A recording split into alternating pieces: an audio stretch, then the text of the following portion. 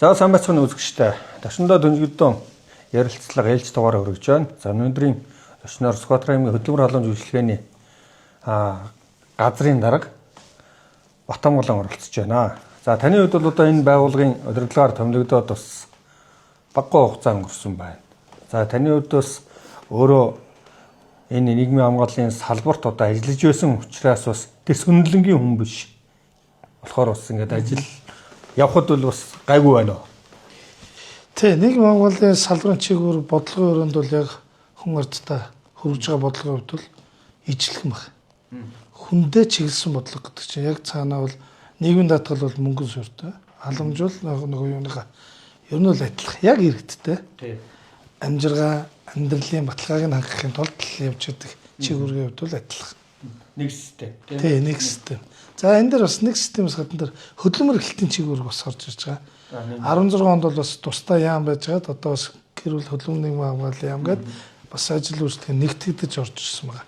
Мөн л бас хүнтэй ажилтдаг, хүнийг ажилтны байртай болгодог. Энэ чиглэлээр л адилхан.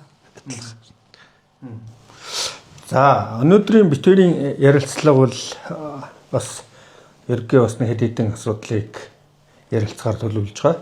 Тэгэхээр нийгмийн халамжийн байгууллага бол нэг том одоо хэсэг нь бол хөдөлмөр эрхлэлт байгаа.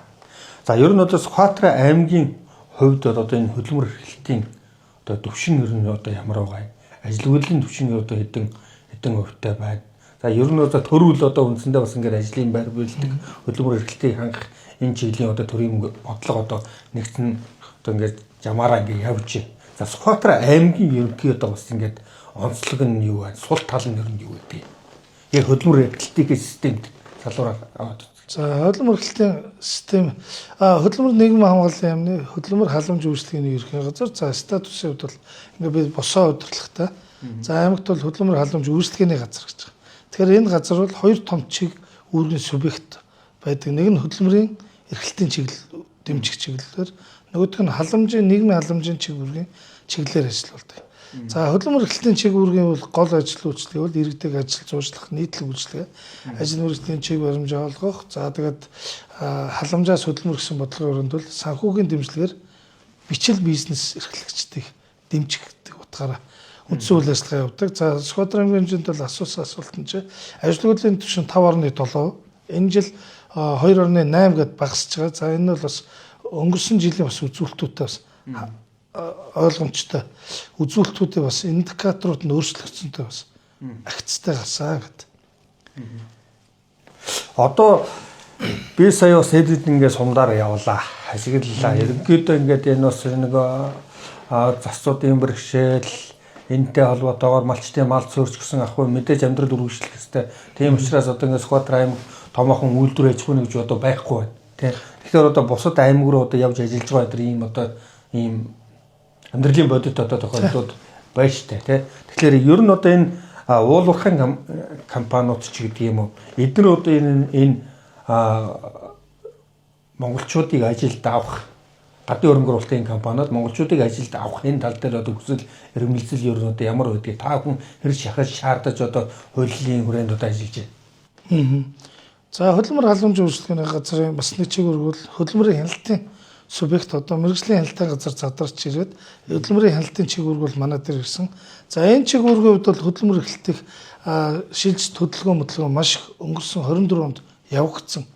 23 оны зуудтай холбоотойгоор маш олон малчтын тоо одоо манай аймагч бол 18,000 орчим малчин гэдэг тэр тоо бол маш их багассан. За малын тоог бол та хүн бүгд мэдж байгаа 4 сая орчим малаас 2 сая орчим болтлоо хорогдсон. Тэгэхээр биднэрт юу мэддэг гэхээр хөдөлмөрийн зах зээлийн шилжилт өөрчлөлт айгүй өндөрсөн. За манай хас одоо нэг ажилгүй иргэдэг одоо ажлын байраар хангах малжуулах чиглэлч гэдэг юм уу. Энэ тоод руу улсын хэмжээнд Скватра аймаг анхаарал татаж тий одоо 1000 гаруй хүсэлт ирэхэд бид нар одоо үндсэндээ 507 малчин өрхийг малжуулсан. Тэгэд бусад аймагт бол байхгүй байх жишээ. Тэгэхээр тухайн жилдээ нөгөө гэр бүл хөдөлмөр нийгмийн хамгааллын яам хүний нийгмийн хамгааллын бодлого бол яг тэнцвэрийг хангаж яана гэсэн. Хаана шаардлагатай төрлөөгөө илүү төвлөрч бодлого нь явдаг. Энэ үрээнд бол 24 онд бол Скватра аймагт бол маш төлөвлөгдсөн олон ажил үйлчлэгийн ард гарсан. За энэ чиг үүргээд хэлж байхад бол би уул уурхай гэж асуусан те. Уул уурхайн чиг үүрэгтвэл бид нар ашигт мултмал уулын 43 дугаар зүйл залтыг барьдаг. За хөдөлмөрийн тухай хуулийн 144-ийг барьдаг. За ингээ бас ашигт мултмалын зүгээр уул уурхайн компаниудаар явж хат бол бид хүн 47 дугаар залтуудыг бас барьж явдаг. За ингээд маш олон ажилгүй иргэд аймгийн төв, сумын төв дээр төвлөрч байна гэд ирж байгаа. Энэ чинь дагаад нэг амьдралын түвшин өөрчлөгчгөөр хүнсний талааны эрхийн бичигч гэдэг юм. Амьдралын түвшин хөдөлгсөн айлууд буцаад тэнд өргөдөл нь өндөрсөд ирдэг. За тэгэхээр энэ дээр бас халамжийн бодлогонд бас өөрчлөлт орж байгаа жишээтэй. За тэгээд энэ уул уурхайд орчихд бол бид хүн яг шалгаад үзэхэд бол гадаадын иргэдэл голцуулж явдаг. Монгол иргэдэг авах гэхээр маш их дутуу байдаг. Тэгээд тэр болгон дээр нөгөө 43-ийн 1 дээр заасан бол нэг хятад иргэн дээр 10 монгол иргэн гэдэг квот байдаг. 10% квот байдаг. Тэгэхээр одоо жишээ нь 10 хятад оруулж исэн уурхайд бол цаана 100 монгол 90 монгол ч юм уу 100-аас 90-с 100 монгол байж хөдөлмөрийн нөгөө тэнцвэр барих байхгүй. Тэгээд тэр шууд хятадуудыг оруулж ирэх субъектийн өмнө манайх байдаг байхгүй. Манайх дээр ирээд гаднаас ингэж ажил хүчин оруулах хэрэглээ бид нар заавал захиалгыг авдаг. Ямар ажлын байран дээр байх ёстой юм бэ гэхээр өөрсдийнхөө хөдөлмөрийн бүртгэлтэй иргэдээс үздэг. За энэ ажлын байран дээр ингээд ийм юм гээд 14 хоног зарлаад за ингээд хүн ирээгүй тохиол одоо бид нар за гаднаас орж ирсэн иргэдийг дэмжийя гэдэг бичгийг гаргадаг. Энэ бол одоо ерөнхий газраас гарч явдаг. Тэгээ гадаадын харигдаас зөвшөөрлөнөөрөө визэн дарагдаа явж байгаа жишээ.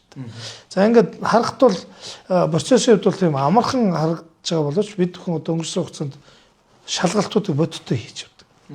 Ингэж ирэхээр нөгөө квотын тоо өөрчлөгдсөн байдаг. Юу монгол хүн ажиллах одоо тий 4 монгол хүн ажиллаж байна. 51 хятад ажиллаж байна гэдэг газар байхаар бид нар маш их гайхаад 4 монголыгаа хайгаад асуухад 2-2-оор зүгээр л тэр уурхайн томоо хашааны 2 сахиул байж байгаа шүү дээ. Тэгээд тэр хоёр нь хоёр талтаа зүгээр харуулаа хийгээ суучдаг. Үндсэн уурхайн олборлолт болон уурхайн туслах чиг үүрэгтэй монгол хүн байхгүй. За бараг авах шиг нурлгүй. Тэрийг ингээд бодиттой очиод бид хүн одоо нөгөө ашигт мултмалын 43 гэдэг торгуул шийтгэлийн тавихаар танад төлрийг нөхцөн гэж ярьдаг. Тэгэхээр энэ хятадууд одоо манай аймагт бол голцоо хятадын хөрөнгө оруулалт байдаг. Эдгээр бол Монголын хуулийг мэдэхгүй дэш маш сайн судалсантай байна. За тэгээ хуулийн зөвлөгөөд нь дотоодоос байдаг болохоор бүр ингээд давж өөдөөс нь явдаг. За ингээд Монгол хүн авч ажиллуулаа гэж шаардлага тавиад ирэхээр тэр шаардлагын дагуу одоо бас хуулийн зөрчлийн тухай хуулиар хариуцлага тооцоод ирнэ. Шүүхтэр очихоор шүүхтэр нэг л юм ярьдаг. Яг нийтлэг бас би бол 2-3 тохиолдлыг хэлж байна. Сонсгох ажиллагаа хийгээгүй эсвэл одоо ямар процесс гэдгийг одоо энэ хууль дүрмээ тайлбарлаагүй гэдэг. Квота төлсөн гэдгээр маш том. Энийг аль хэдийн анх орж ирээд тэр нөгөө лиценз авч хахад Монголын хууль тайлбарлаад явж байдаг. Гаднаас ажил хүчнээ оруулъя, Монголд ингээд зөвшөөрлөө авах гэхэд бүх шатанд нь хуулийн тайлбар өгөөд явдаг. Яг шүүхтэр очихоор дөнгөж орж ирсэн 7 хонжгоо юм шиг юм яриад эхэлдэг. Тэр бол маш одоо өрөөсгөл бодит байдал дээр бол Сүхбаатар аймагт 6 жил, 7 жил ажил хийцэн компани анх сонсоогүй гэдэг үгийг ярихад үгүй. Тэгэхээр одоо тэгээд танах бол одоо албан ёсны одоо хөдөлмөр хэлтэй хариуцж байгаа. Одоо энэ чиг үүрэг, төрийн чиг үүргийг байгууллага тэгээд уулуурхан компани дээр очиж шаардлага тавихад одоо үндсэндээ хүч хөрөхгүй байх гэсэн үг. Хүч хөрөхгүй байх гэхээс илүү бид нар хуулийн залтаар нөгөө хариуцлага тооцсон. Тэгээд одоо би түрүү хэлсэн 51 хятадтай хүн гэхэд түрүүний 10% квотоор цаана нэд байна уу? 500 Монгол ажилтан байж 50 хятад ажиллана гэсэн квот байх хэрэгтэй хад. Тэр 500 бүр өнөөдөр хуулийн баригдахгүй. Тэргээр нь 500 хүн ажиллуулаад цалингийн шимтгэлийн тооцоод өгөхөөс илүү тэр хүмүүсийн зүгээр нөгөө торгуулийн хөдөлмөрөөсийн доод түвшингээр 792 байгаа шүү дээ. Тэргээр 10 дахин үржүүлээд өгөх нь тэднэрт илүү ашигтай байгаа. Зөвхөн торгуулаа төлж гэнэ. Тий. Тэгэхээр одоо 7 сая одоо нэг үнэ 792-ыг 10 дахин үржүүлэхэд 7 сая 920 байгаа. Тэрийг бид нар өндөр юм шиг бодж байгаадсан. Хятадын талаас бол 7 саягийн өгцсөн өөрсдөд нь илүү ашигтай. Хүн ажиллуулахаас илүү. Хүн ажиллуулвал тэр чинь юу тэр 2 хүн гэхэл одоо 3 саяар хүн ажиллуулах хэрэгтэй. Тэгээд шимтгэл мэдтгэл гэдэг бол тэд нар чинь дарамттай байгаа. Мөнгөний төлөй гэдэг зарчим дээр утсан байна. Тэгээд мөнгөний төлөхөөс илүү бүрэн төлж яах нь үгүй. Дандаа хуулийн цорх ашигладаг. Нуугддаг, хууль ус ажиллагаа хийдэг. Жишээ нь одоо 30 хоногийн визээр орж ирдэг. Яг 30 хоногийн дуусгаагаа алдаад сумын засаг дарахад оршин суух төр үнэлэхийн хүсэлтээ өгөөд гадаадын харьяатаар явахдаа манайх дээрээс одоо ингээд зөвшөөрөл авчих шүү дээ. Хуулийн маш сайн судалж байна. Тий. Тэгээд C6 гэсэн зөвшөөрлөө чи C3 ч юм ингээд аваад ирэхээр дахиад 3 сар үргэлжилдэг. Ингээд үндсэндээ Монголыг бол 4 сар яваад буцаад нутаг уцах гэстэй хад хууль хяналтанд тогтмол очтгүй ч юм уу сум энэ тал дээр эсвэл очихоор ингээд нуугдаж мууддаг юм уу. 5 сард орж ирсэн хятад одоо гараагүй байх жишээтэй. Тэгсэн 1 сард шимтгэл төлөөгүй байх жишээтэй. Ингээд явж байгаа 4-5 сумдууд ийм зөрчлүүд гардаг. Энийг нь бид нар одоо шууд одоо болдгоо бараг ингээд ажиллагаар гаргач марч юм шиг. Тэгсээр нэ байгууллага дээр нь шүүхт нөгөө акт мактын тогтоогоод явдаг. Аль болох хуулийнхаа чадамжаар л явж л байна. За. Тэгэхээр танад хамаарх нэг гол асуудал одоо энэ малжуулахаас адилхан. Тэгэхээр ер нь бол одоо ингээд олон улсууд малчид ингээд малн цөөрчлөө. Тэгэхээр ингээд малжуулах тамрагдгийг маш олон өргөдөл өгдөг. 8 сая төгрөгөө. 8 сая төгрөгөөр өнөөдөр одоо 200 сая төлөг олдохгүй юу гэдэг ийм одоо хэмжээнд болоо. тий. Тэгэхээр одоо 140 төлгөл ингээд болчихжээ.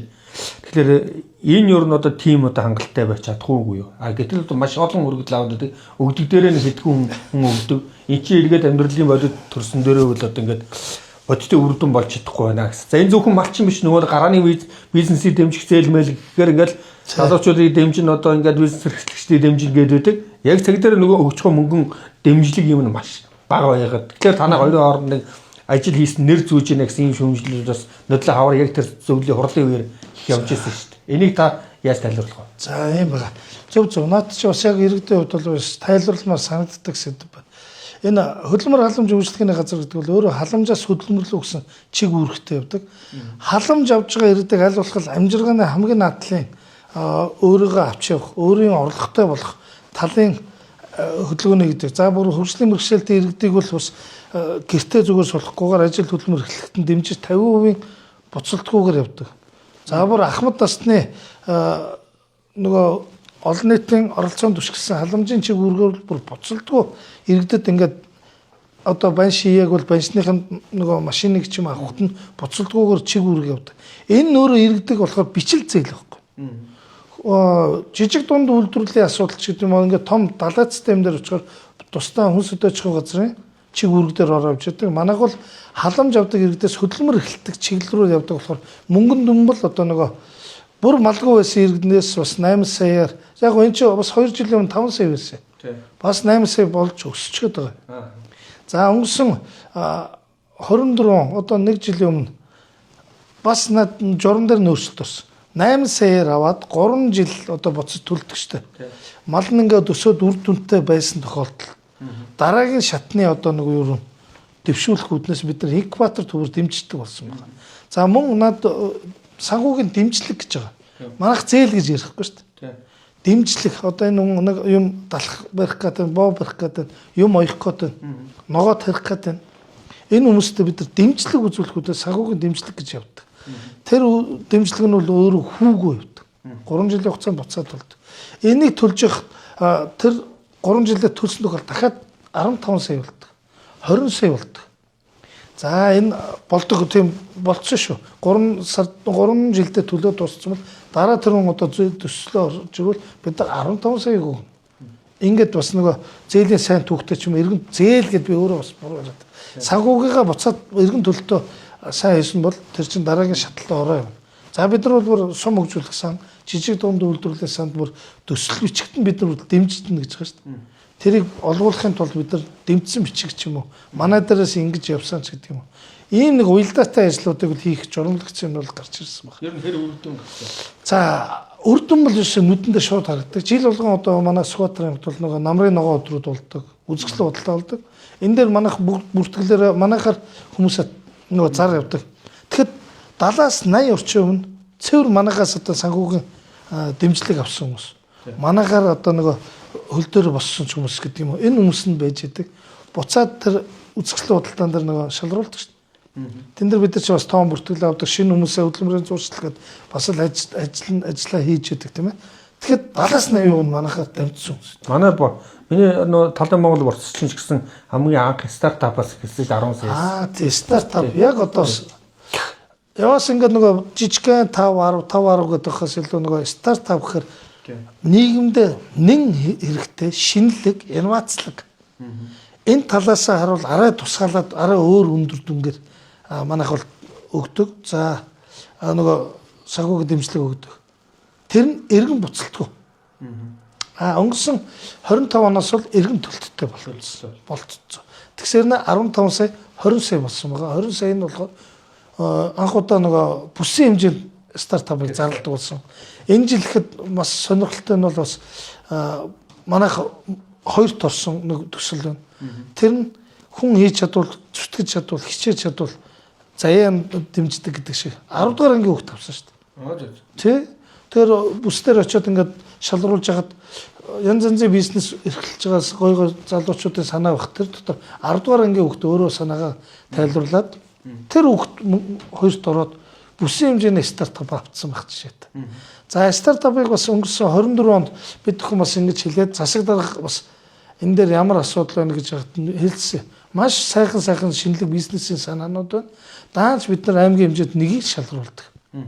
Дээрээс ирсэн хөдөлмөрлөлийн дэмжих сангаас ирсэн төсвийн өрөөнд нэг байдаг. Энэ маань харамсалтай одоо жишээ нь цаана 4-5 төсөл ингээд үлддэг. Шууд ганцхан төсөл ирээд байхгүй. Тэр чинь 4-7 хоног сургалтын суулгаа сайжруулалтыг нийтэг бүр мэргэжлийн байгууллагаар хэлдэг. Тийм байна гэтэл засаг дарган дээр дэмжиж одоо 25 онд гэхэд 5 төслийг орон нутгаас 10 сая төгрөгөөр дэмжсэн байгаа. Энэ нь бол бас ингээ орон нутаг бас ингээд бид бүхний ажлыг бас дэмжсэн байна гэд харагдж байгаа гэдэг. Ер нь тэгээд дэмжлэг аваад юм хийхгүй юу хийсэн мэддэхгүй тохиолдлууд бас байна. Тийм ээ. Тэр бас их төвхтэй те. Ажлаа хийхгүй нөгөө зээл тэр чи төлөх ёстой шүү дээ. Төлөх юм зээл нь төлөгдөхгүй. Тийм бас тохиолдлууд бас зүгээр таны үед биш ч гэсэн ер нь урд өмнө зөндөл байгаа. Тэр тухайн үндэ хортой гэхээс ирээдүйн хорыг бий болгодог. Дараагийн үр нөлөө нь айгүй хортой байдаг. Тэр хүн зээлээ эргэн төлөлтөө хийж бол дараагийн үнд тэр сан чинь ингээд олгоол явдаг. Эргэн өөрийгөө ингээд санхүүжүүлдэг сан байдаг. Тэнд их хортой болохоор буцаад тэрний төлөвлөлт нь багасч идэг. За одоо тэг гүйцэтгэл муу гэсэн үг. Өнгөрсөн манайх бол жилдээ л 40-50 малчинд малжуулахыг явдаг гэж хаад саяны 20 оны зудар гэхэд 507 малчинд нэмэгдлээр орж ирж байгаа. Энэний эргэн төлөлтөөр ямар байхаас одоо шалтгаалаад 26 оны манай малжуулах дүн орж ирэх. Тэгэхэд харин тун дажгүй эргэн төлөлттэй байна. Энэ нь бол одоо бас 25 оны зуншлаг үйлчлэлт бас таатай сайхан өнгөрсөн байна гэд харагдж байгаа болохоор бид нар бас энэ дэр баяртай байдаг. Бас энэ дэр дутагдлаа юм ярьсан зөрчлөө яаж байгаа бас дуурсан дээр. Энэ дээр яг хөө бид нар хуулийн байгууллага буюу прокурор бид нартай хамтраад явчихдаг. Эргэн төлөлтөөр. За тэгээд давтшгүй юмнууд байна. Бас хүний амьдрал баялаг. Бүгдийг ингээ мөнгөтэйгээ уяад байхгүй бид нар бас уян хатан ажилтгаа. Энэ удаа тэгсэн гэсэн хүний бас амьдрал. Тэгэхээр бид нар тодорхой хугацаанд уян хатан төлөлтийг хойшлуулдаг юм уу? Өөр аргаар бас механизмаар зөөлрүүлж явуулдаг бас. Манай салбарч тэр шиг дээ. Тий. Энэ хөдөлмөрлөлтөд дэмжих тухай хууль 2011 онд батлагдсан. Тий. Энэ хуулийн одоо хэрэгжилт ер нь одоо ямар байна вэ? Хэрэгжилтэн дээр ер нь анхаарах асуудлууд ер нь одоо сум аймаг одоо төвшөнд ер нь одоо удирдлагууд ер нь энэ хуулийн хэрэгжилтийг хангуулж ажиллаж чадж байна. Тий. Та хүн бас мэрэж дараа зүүн зөвлөгөө өгөх хэрэгтэй. Тий.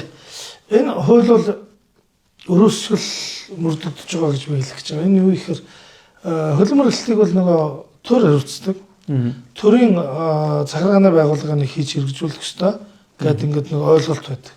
Хөдөлмөрлөлийг дэмжих тухай бол наа чи нөгөө 11 оны 6 сарын 7-нд шинжилсэн хариулга баг. Тэрний өмнөх бас хууль шинжилээд 11 онд орж ирсэн. Энэ хуулийн 31, 32, 33 гэсэн залтвал сумын орон нутгийн иргэдийн хууль дээр чиг үүргүүд нь байдаг. Энэ хөдөлмөрлөлийг дэмжих сангаас 6 их усруур байдаг. Хамгийн эхлээд улсын төсөв, хоёрт нь орон нутгийн төсөв. За тэгээд эргэн төлөлтийн сан, гадаадын зээл тусламж. За тэгээд акт тургуулын орлогч гэдэг юм ингээ хандив тусламж явуулах гэдэг ийм их усруур ингээ сан үсгээд эндээсээ л иргэдэд одоо ингээ хөдөлмөрлөлийн халамжаасаа гараа ихт бол ингээ өгдөг гэж байна. Тэгтэл энийг хоёр дахь том механизм нь ажилтгүй. Энэ хөдөлмөрлөлийн дэмжих тухай хуулийн дээр түр хэлсэндээ 31.22 гэж байгаа. Мөн 21.2 гэдэг дээр тухайн иргэдийн хурал жилийнхээ 26 оны төсвийг батлана шүү дээ. 26 оны төсвийг батлахдаа төсвийнхаа 0.3-аас доош 3 хүртэлх хувийг хөдөлмөр эрхлэх дэмжих санал руу буюу хөдөлмөр эрхлэлийг дэмжих үйл ажиллагаанд төлөвлөнө гэж заасан байдаг. Энд ч аль орон нутагтаа бол одоо биетэй төлөвлөсөн байдаггүй. Төлөвлөхгүй байна. Тий. За нөгөө байгууллагын Ахмадын тухайн байгууллагын нийт төсвийн Ахмадын санд ингээд төлөвлөлт гэдэг үлээ. Ингээд хурцлаа явчихсан шүү дээ. Энийгээ бас ингээд бүрдүүлж байна. Гэтэл одоо сумын иргэдийн хурал дээр болохоор тэрийг юусэн хүлээж нөгөө баталтгийг мэдхгүй. Яг хөө тэр бол 4 жилийн циклтэй болохоор бас нөгөө санамж өгөө гэж болно. Гэхдээ энэ хийгээд эхлэх ёстой юм 10 жил явахад нэг ч хийгдэг байдаг. Одоо харин өнгөрсөн жилүүдийг бас хийж байгаа сумдууд байгаа шүү. Би бол Скватер сумыг энэ дэр нэрлэх дуртай. Энэ жил за Төмөнцөгт бас баталсан гэж байсан. Эрдэнэ цагаан баталж байгаа юм байна. Бас ингээд нийгмийн хариуцлагын өрөөнд энэ хуулийг чинь бид нар яваад судлаад ийм юм байна гэж хэлээд хэрэг бас явж байгаа. Аймгийн засаг дарга бас энэ дэр мэдээлэл авсан. Өнгөрсөн жил бид нар хөдөлмөрлөлийн дэмжих сан дээр 100 сая төгрөг гэдэг ингээд батлууллаа гэд хөөрчээсэн боловч тэр нь нийгмийн төсцийн 3 талд хэлцээр гэсэн чинь жижиг дунд үйл нөгөө одоо тэр юуны өөр газар руу яваад гэж байгаа чинь. Тэр чинь бол тустай сан байдаг, угсаа баталдаг гэдэг байхгүй. Манай харин хөдөлмөрлөлийн дэмжих санал руу анхудаа орон нутгаас төсөв батлууллаа гэд энийг л одоо бүгд шатны засаг даваад. Багийн даргач ус энэ дэр амбицтай байна шүү дээ. За энэ жилийн сумын төсөвдөр би багийнхаа 3 хүнийг малжуулах дээр орлоо. Манай сум нэгийг хөдөлмөрлөлийн аймгийн хөдөлмөр халамжийн үйлчлэгнээс нэгийг гэв. Тэгэхээр сум дээр очихоор одоо нэг олон нийтийн иргэдтэй болцоор тэрийг мэддэг юм лээ. Шууд төрийн байгууллага төрөл одоо биднийг байх хэрэгтэй гэл асуулт нь хүртэл тэгээд засаг дарганы өөдөөс хараад асууж ирсэн тохиолдол байна шүү дээ. Тэгэхээр би яг хэлдэг хөдөлмөрлөлийг дэмжих тухайлын 31 засаг дарганы чиг үүрэг дээр тухайн жилийнхаа төсвийн 3 хүртэлх хувийг иргэдийн хурлаараа батлуулна гэж байна. Та энэ дээр баталсан юм байна үгээр чимээг асуучд.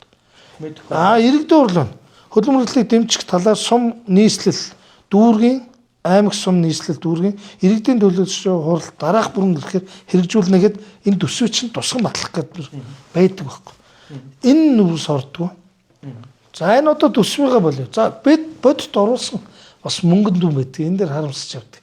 Харамсаж явдгаа бас айлхт. Нөгөө уул уурхай би түрүү ярьсан шүү дээ.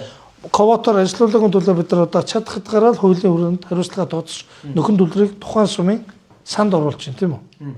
Тухайн сумд орсон мөнгийг тэгвэл одоо яаж зарцуулах гэхээр иргэдийн хурл нь өөр төшөө. Ер нь бол одоо нийгэм талдаа буюу эрүүл мэнд боловсрол гэж зарцуулаа хийдэг.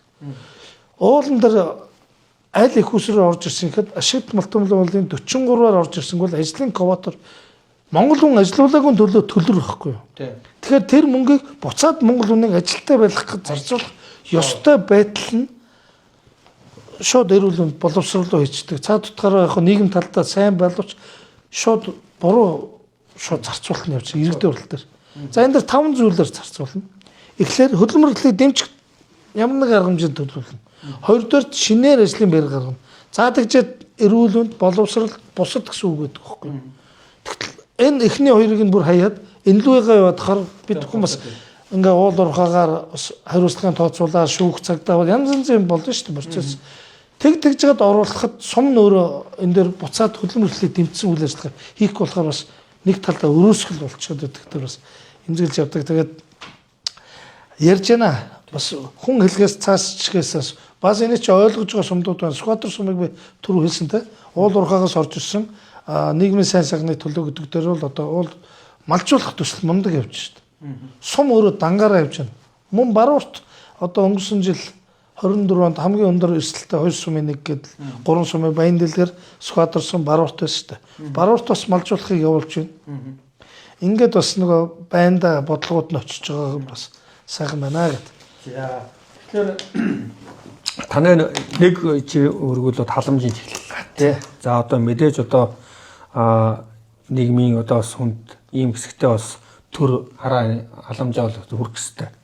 За ер нь одоо зөвхөн иргэд олон нийтийн хамгийн анхаарал хандуулдаг нөгөө асаргаа болоод нөгөө хүнсний талаа.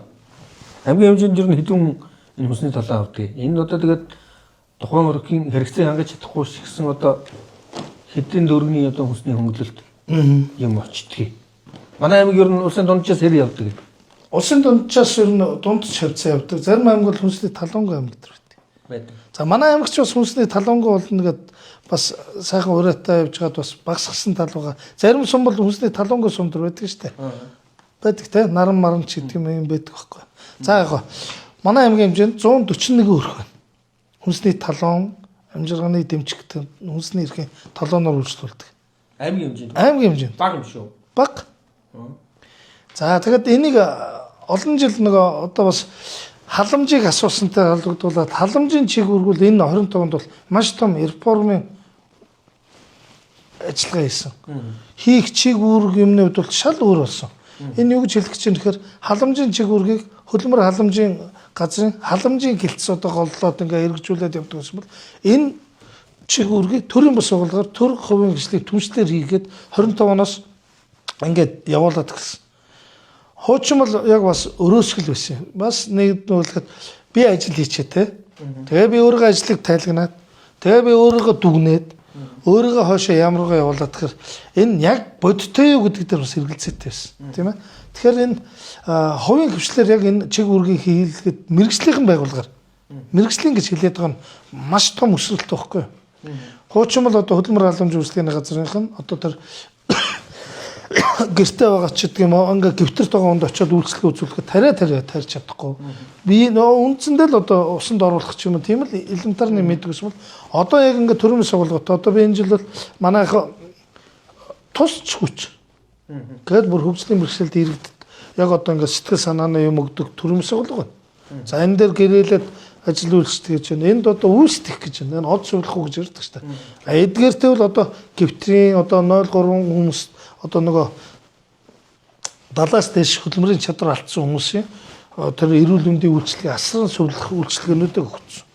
За энэ сэтгэл зүйг нь болохоор улаан загламаатай. Сургалт хийлгээд эдгээр хүмүүсийг бас нөгөө халамжаас хөдөлмөрлөө арга хэмжээт нөгөө сургалтын суулгах ч гэдэг юм. Энэ чигүүрг нь явж. Өшөө бас ингээд бүр ингээд 5 ахмадын хороо. Ахмадын хороо гэхэл ахмад насны насжилтыг дэмжих хөтөлбөрийг бүр тэр чигээр нь аваа явж байгаа болохоор тэр ахмадууд чи өөрсдөндөө юу хэрэгтэй, ямар үйлчлэгээ хэрэгтгэх бодиттой яваад байна. За тэр үйлчлэгээ явж байгааг буцаад бид нар сар тутамд гүйцэтгэлийг аваад танаад тэр хүмүүс рүү залгаад сэтгэл ханамжаа судалгаа аваад ирэхээр жинхэнэ бодиттой хяналт нь болоод ирж байгаа. Иргэндээ зөвлөлтөг нь яг хүрч эхэлж байгаа юм. Одоо од сувлахын нэг сувлагч гэрт нь очиод гар бүлийн нэгжсэн ядаж тэр хүн чи даралтыг үтсэж байна. Өөрөөс нь зовёроо асуугаад эрүүл мэндийн үйлчлэгийг үзүүлчих чинь энэ чинь өөрөө нөгөө нийгмийн үйлчлэг халамжийн үйлчлэг чинь зохицуулаад байна шүү дээ. Хуучин бол одоо бид бүхэн бол бас гэрийн дулаалах ч тийм энгийн л ажиллагаа хийдэг байсан. Тэгээд нөгөө хүнсний талбайнаа авах гэж бол дэлгүүрлөө нь очиж өгдөг юм. Тэр чинь ингээд төрийн бас сургалт хийгээд ирэхээр маш үр дүнтэй болж байгаа. Энэ дээр ялангуяа тэр энэ 2-3 үйлчлэг за би нэрийн энэ дээр тусч хүч улаан загалмаа үүсдэх ахмад насжилт гэдэг. Эдгээр газруудаас үйлчлүүлсэн хүмүүс талархал ирж байгаа. Энэ одоо үнэхээр бодиттой юм боллоо. Ахмад наснаа илүү ойлгож явдаг. Зовлон жарлаа ярьдаг. Гэрт нь очиод одоо энэ ахмад насны насжилтын нэг чиг үүрэг дээр нэг ахмад нассан нэг сайн үйлс гэдэг юм явж байгаа. Тэгэхээр бид нар ахмадын хороотойгоо ажиллахаар 2000 сайн үйлсэхээр ажлын удаа хэцүү ирэхэд ахмадын хороо нэг чиглэлээр хийчихэж байгаа юм. Тэгээд нэг гэртээ байдаг одоо зүгээр нэг ахмад төр нийгэм гарын орооч гэхгүй энэ дээр очиод ахмадууд 2-3 ахмадууд очиод залуу насны аймаар ч хамт ажилладаг хүнтэй нь очиод юм яриад ингээд суугаад тэр хүн чи сэргэж байгаа байхгүй. Энэ жил өөрөө ахмад насны насыг уртсгах ч гэдэг юм уу. Ингээд нийгмийн идэвхтэй байдал төр бол тэрнээс бол одоо чи бид нар одоо залуу хүмүүс одоо халамжтай ажиллаад тэр ахмад нар очиод юм яриа суугаад бол тэр болгон үр дүн байх уугүй. Тэгэхэд хамт ажилладаг хүний дагуулад ингээд залуу насны найзын ч юм ингээд дагуулж очихоор энэ өөрөө үр дүнтэй болоод тэгэхээр халамжийн чиглэл бол маш реформын хувьд бол зүйтэй болсон байна. Ярианыгаа төгсгөлд ер нь одоо танай байгууллагын үйл ажиллагаа ер нь бас бүтэн жилийн хугацаанд одоо ингээд он дуусч байна тийм ээ. Бүтэн жилийн цикл ажиллаад өгнөгдөж байна. Сая бас нэг эрүүлийн зөвлөл бас шалгарч байгаа гэсэн юм мэдээлэл авлаа тий. Ер нь одоо бас өөрийн байгууллагын дотоод ажил ер нь яаж дүнжиж байна? Манай байгууллагын бол төрийн албан агшд бол бүр мэрэгжлтэй үнэнч сэтгэлтэй үнэл нийгмийн хамгаалалт ажилтгаа гэдэг шиг бодит утгаар харуулдаг. За тэгээд өөрөө бид нар нийгмийн талдаа зөөлөн софтвер ажилтдаг хүмүүс буцаад нөгөө сая одоо өөрөө хэлсэн хүүхдэд ээлтэй байгууллага гэр бүлийн зөвлөгөөд сая аймагтаа бид нар бас 29 агентлагаас тэргүүн байр авсан бид нар зөвлөөрөө бахархаж байна. Мөн манай энэ зөвлөл маань бас улсын хэмжээнд салбартаа бас нэгт орж байна. Тэгэхээр энэ жилд бид нар бол хүүхд талдаа Ахмад тайс ажлууд байгаа. Ахмад талдаа яах юм? Өөрөөсөө бид нар нөгөө загсны мөр усгүй гэдэг шигээр энэ чиглэлийн яамны чиг үүргийн газар үжиж өөрөөсөө тэндээ юм хийгээг бол утгагүй үстэй тий. Тэгэхээр хүүхдтэй хайртай байх гэхэд өөрсдөө хүүхдүүдийг орхиод байхгүйгээр бид хүмүүс дотоод ажилтан албан агштайгаа энэ тал дээр бас анхаарч ажилласан. Гэр бүлийн зөвлөл гэж байгууллагууд маш олон зөвлөд. Биднээс хараад тусаар бол Ахмадын зөвлөл, гэр бүлийн зөвлөл гэж хоёр зөвлөд. Энэ жил бол Ахмадын зөвлөл бол Ахмадын самд манайг бол тогтмолцсон л доо. Гэр бүлийн зөвлөл бол одоо тухайн ажилтаа албагчтай гэр бүлүүд зөвлөл болоод тэд нар оролдоод ингээд явдаг. Энийгээ бид нар энэ жил хамтарсан байдлаар төлөвлөгөө гаргаад явхад энэний үр дүнгууд айгүй эерэг гарч ирж байгаа байхгүй. Одоо сая Ахмадын тангараг гэл одоо гэр бүлийн тангарагыг бид нар гараа барьж гад их хайр одоо гэр бүлээрээ ингээд тангараг уншина гэдэг чинь хүн болгон гэрэл хөслөлийн ордонд ороод уншаагүй л байгаа бах. Зарим хүнд бол өрөөсгөлөөд. Тэгэхэд тэнд миний өдөр бол айгүй маш сайхан санагдсан. Манай хамт олонцсон тэрэн дээр сэтгэлээр хандж байгаа байхгүй. За тэгээ бидний хийсэн зүтгэсэн бүх ажил үйлчлэгээ одоо юу тарин тэрийг л хурааж авна гэдэг шиг амжилт бүтээлийг бол бүгд бороо методоор шаагуулж асгаж байна гэдэг. Тэгээд одоо цаг байвал шүү бас халамж хөдөлмөр гэж яриад л байна. Сэдв бол хүн үхгээс төргөөс үхэх хүртэл бүх юм бол хөдөлмөр халамж нийгмийн хамгаалалттай холбоотойгоор явдаг. За танд ажлын амжилт хүсье. Төсөндөө дөнжигдөн ярилцлага энэ удаагийнхаа дугаар. За ер нь баг 2025 оны хамгийн сүүлийн дугаар болж байна. Тэгээд ерөнхийдөө бас манай сайттай хамтарч ажилладаг гэрээтэй байгууллагуудынхаа өдөрлөгүүдийг бас жилийн онд нь багтаагаад бас нэг ярилцлаганд өрж байгаа. Ингээд танд ажлын амжилт хүсье. 2026 он та бүхний хувьд бол одоо бас ажлын хөдөлмөр бас ихтэй амжилт гаргасан. Төр ард түмнийхээ төлөө бас чиг үүргээ үнчээр гүйцэтгсэн. Одоо ийм сайхан одоо хөдөлмөрч он жил байх болтугай гэж өөрөө танд ажиллаж. Эрүүл утаршгоо. Гэр болгонд наз чаргал цацарч эрүүл сайн сайхан байх болтугай. Сүхбаатар аймгийн ард иргэдтэй шинэ оны баярын мэнд хүргье.